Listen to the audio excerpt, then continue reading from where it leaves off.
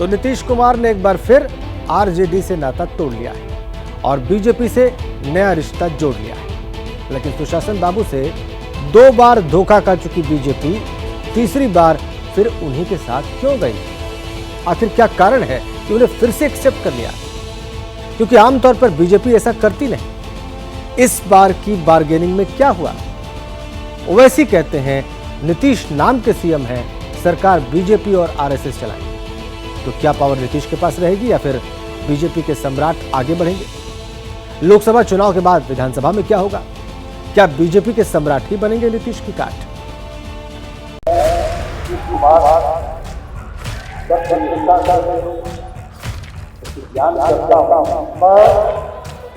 सम्राट चौधरी ईश्वर से शपथ लेता हूँ।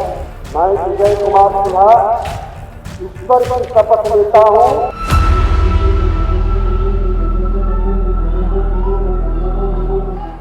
राज्यपाल के सामने शपथ हो गई, समारोह हो गया, बिहार की नई सत्ता का नया अध्याय शुरू हो गया। मगर बदला क्या? सीएम का चेहरा वही, पलटने वाली सियासत वही, लेकिन सपोर्ट करने वाली रीति नीति बदल गई, पार्टी बदल गई, चेहरे बदल गए। 2 दिन पहले तक नीतीश के साथ जहां तेजस्वी यादव दिखते थे, वहां अब 2 नए डिप्टी सीएम आ गए। यानी नई सरकार में नीतीश अपने लिए सीएम वाली बार्गेनिंग में तो कामयाब हो गए, लेकिन शायद उन्हें अपनी पसंद का डिप्टी सीएम नहीं मिला। बीजेपी ने यहां नीतीश बाबू को चेक एंड बैलेंस में रखने की कोशिश की है। नीतीश के बाद नंबर 2 के तौर पर जब सम्राट चौधरी की शपथ हुई, वो भी बतौर डिप्टी सीएम, तब बीजेपी ने बिहार की सियासत में अपने आने वाले लीडर का बड़ा संकेत दे दिया। नीतीश के साथ बीजेपी के सम्राट अब बिहार की नई सियासी तकदीर संवारने निकल पड़े हैं।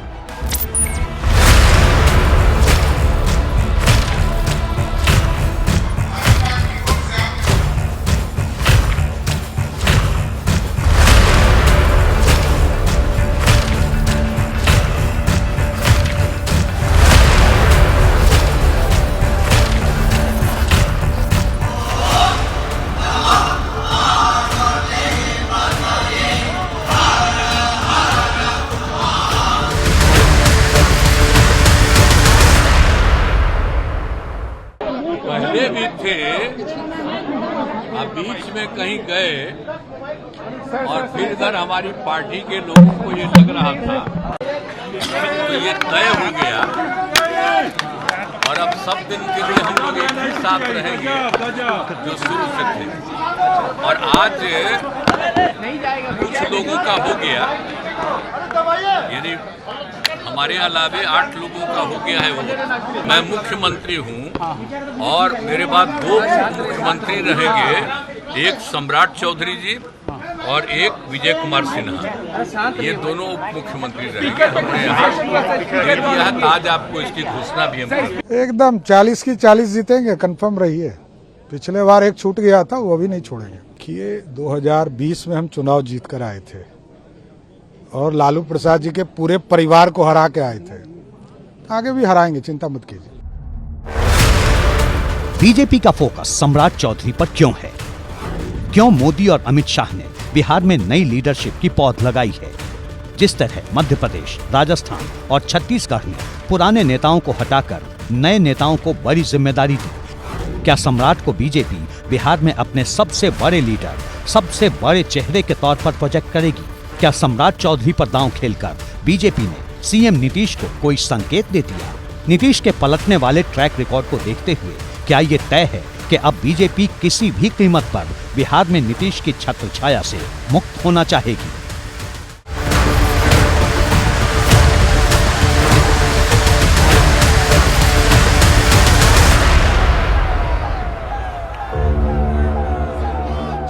कर्पूरी जी को तो गरीबी और उन सब कामों के लिए भारत रत्न मिला।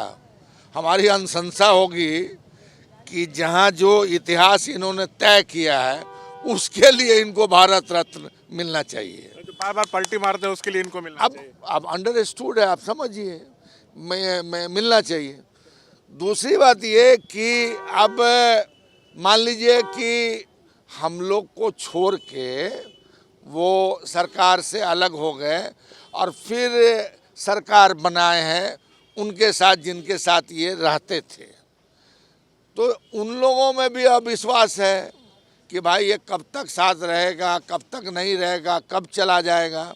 यह भी ऑन रिकॉर्ड है कि जब जब एनडीए की सरकार आई है तब बिहार में स्टेबिलिटी और विकास की गति ने नई छलांग लगाई है। और इसमें भी कोई दो राय नहीं है कि वर्तमान परिस्थिति में लॉ एंड ऑर्डर एक तरीके से चरमरा रहा था। प्रधानमंत्री मोदी जी के नेतृत्व में अब ये डबल इंजन की सरकार में उन्होंने जो निश्चय लिया है उसके बहुत ही अच्छे प्रमाण और अच्छे प्रभाव बिहार के दृष्टि से होगा, ऐसा हमारा विश्वास है। साथ ही साथ प्रधानमंत्री मोदी जी के नेतृत्व में आने वाले समय में बिहार लोकसभा में स्वीप करेगा और एनडीए स्वीप करेगा और विधानसभा के चुनाव में भी एनडीए की सरकार बनना निश्चित रहेगा, ये हम महसूस करते हैं। दूध का जलाद छाछ भी फूंक फूंक कर पीता है। फिर ये तो बिहार की सियासत है, जहां कुर्सी के लिए 2-2.5 साल में पलटने की रवायत रही है। अब सवाल है कि बीजेपी अगर नीतीश की टक्कर में सम्राट को प्रमोट कर रही है तो इसके पीछे की वजह क्या है? किस लेवल पर चुनावी ग्राउंड तैयार किया गया? कितना होमवर्क हुआ? सूबे में बीजेपी के मुखिया के तौर पर सम्राट को भगवाधारी नीतीश बनाने की प्लानिंग कब से थी? नीतीश के पुराने बयान सुनेंगे तो सब समझ आ जाएगा। हम लोग तो सवाल ही नहीं पैदा होता है, मर जाना कबूल है, उनके साथ जाना हमको कभी कबूल नहीं है, ये अच्छी तरह जान लीजिए। हम तो अलग हो गए और आप जान लीजिए जीवन भर हम किसी भी तरह से उन लोगों के साथ फिर नहीं जाएंगे। हम लोग सब जो पुराने समाजवादी हैं एक साथ रहेंगे और बिहार का तो तरक्की करेंगे ही, देश के उत्थान के लिए भी हम लोग मिल करके काम करेंगे। शायद इसी बयान को बीजेपी ने पकड़ लिया। बीजेपी ने तय कर लिया कि अब चाहे जो हो जाए, नीतीश को बिहार की सियासत में उस लेवल की पार्टनरशिप नहीं देनी जैसी पहले मिला करती थी। इसलिए पार्टी ने नीतीश की काट के तौर पर उन्हीं के समाज से आने वाले सम्राट चौधरी को आउट ऑफ टर्म प्रमोशन देने का फैसला किया। नीतीश ने 30 जनवरी 2023 को बीजेपी के साथ नहीं जाने का ऐलान किया था, लेकिन 2 महीने के अंदर ही बीजेपी ने संजय जायसवाल को हटाकर कुशवाहा समाज से आने वाले सम्राट चौधरी के हाथ में पार्टी की कमान सौंप दी। यहीं से शुरू हो गया बीजेपी का मिशन सम्राट।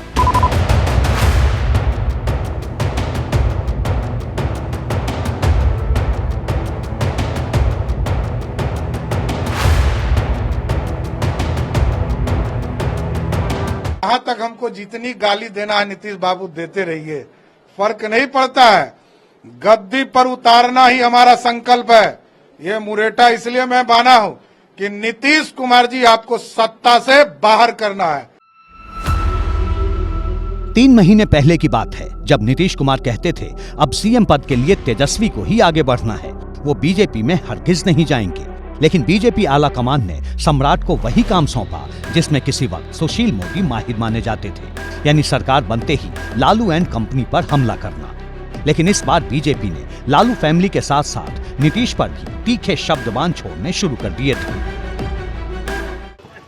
दोनों बार 2013 में भी नीतीश कुमार जी स्वयं छोड़कर भाजपा को भागे थे।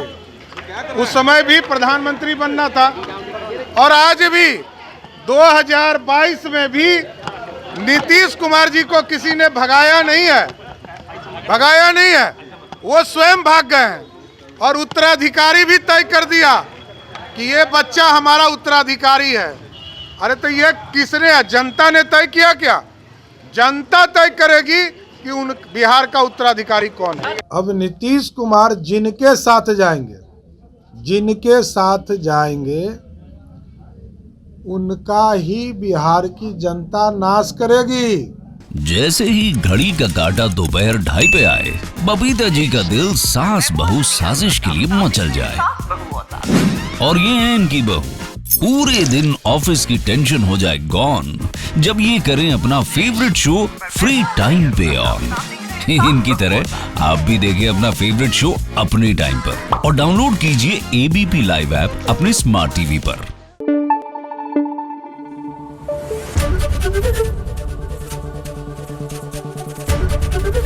एबीपी न्यूज आपको रखे आगे।